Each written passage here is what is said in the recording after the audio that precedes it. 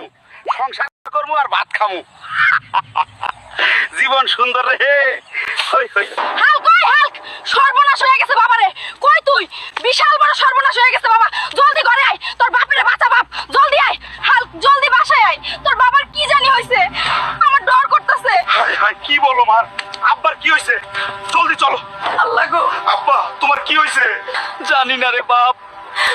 সকালে গেছিলাম গাছ কাটতে, তখনই দেখলাম কি জানি একটা আইসা আমারে টাচ করলো।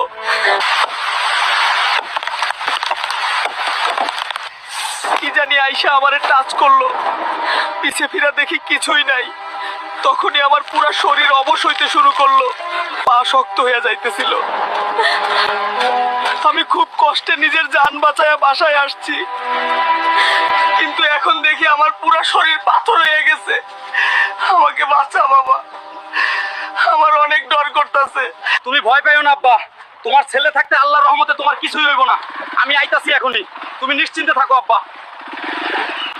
ওই কবিরাজ, আমার বাপেরে পাথরের ডাইনি পাথর বানাই দিছে। জলদি বল, ওরে কিভাবে হারাবো, কিভাবে আমার বাপেরে বাঁচাবো? ওরে হারানো এত সোজা না। তোর বাপেরে বাঁচাইতে হইলে ওই ডাইনির স্বর্ণের পাথরের পানি দিয়ে গোসল করাইতে হবে। পাথরের ডাইনি, আমি ভালো করেই বুঝতে পারছি কেন তুই আমার বাপের ক্ষতি করতে চাস।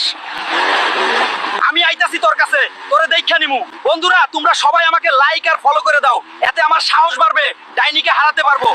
ডাইনি পাইছি আজকে তোরে।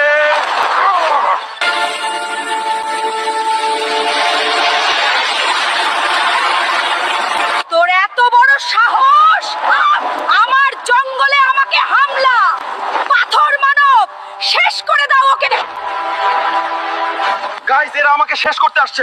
প্লিজ এখনই আমাকে লাইক আর সাবস্ক্রাইব করে দাও, এতে আমি শক্তি পাবো আর পরের পর্বে এদেরকে হারাতে পারবো।